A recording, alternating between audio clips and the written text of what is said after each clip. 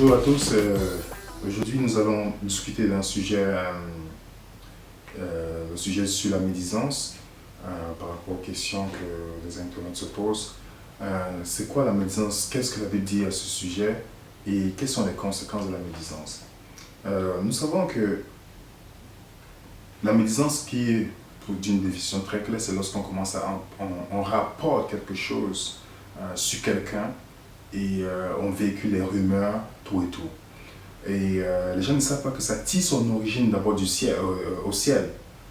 Satan était le premier à commencer à véhiculer le mensonge sur Dieu. Dans Apocalypse chapitre 12, par exemple, lorsqu'on dit il y a guerre dans le ciel, si vous partez dans le mot guerre, vous allez voir que c'est le mot grec qui parle de polémique.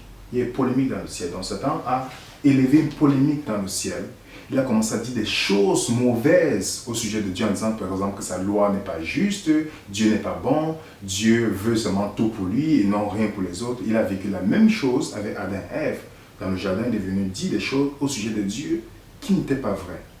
Et on voit comment ça a brisé la relation. Ça a brisé les relations. Ça a touché, les anges ont commencé à douter de la bonté de Dieu. On voit comment le ciel a été divisé à cause de ce rapporteur.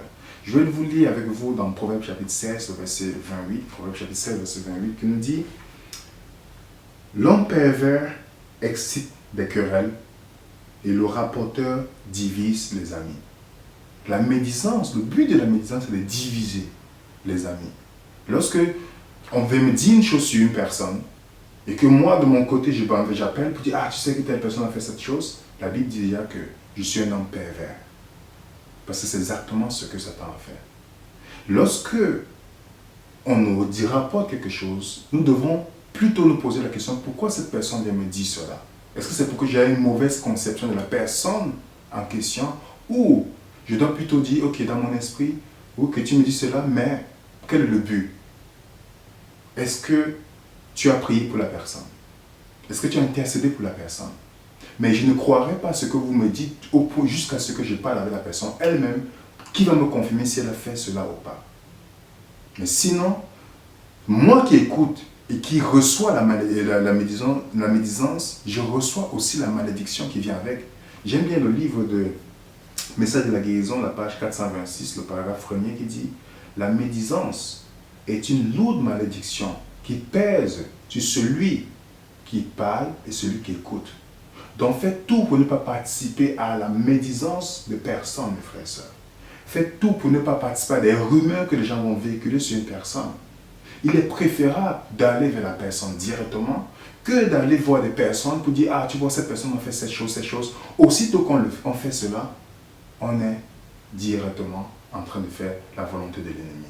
Parce que si je suis vraiment, j'ai l'amour de Jésus-Christ envers moi, je vais agir autrement. Dans Proverbe 10, par exemple, Proverbe 10, le verset 12, Proverbe 10, le verset 12 nous dit une chose très simple.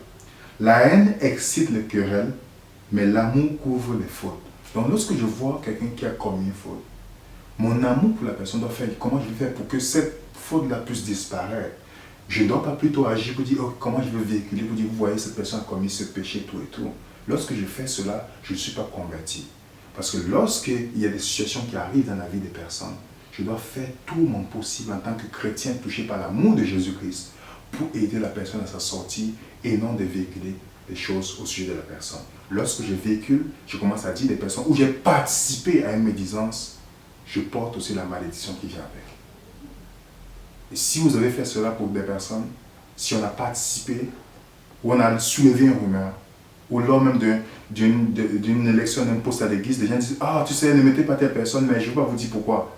Il y a quelque chose qui ne va pas, je ne vais pas vous dire pourquoi. » Aussitôt que vous faites cela, vous avez commis un péché, celui de la médisance.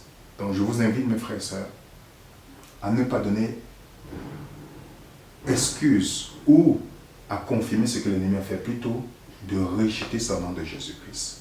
De rejeter, lorsque ça vient, on dit, je ne vais jamais participer à l'œuvre de Satan, plutôt je vais essayer de faire comme Jésus-Christ a fait, qui a laissé le ciel. Satan a rapporté de mauvaises choses sur Dieu. Qu'est-ce que Jésus a fait? Il est venu sur la terre pour montrer le vrai visage de Dieu. Il est venu montrer comment Dieu est en réalité et non les mensonges que Satan avait véhiculés sur Dieu. Que Dieu vous bénisse. À bientôt.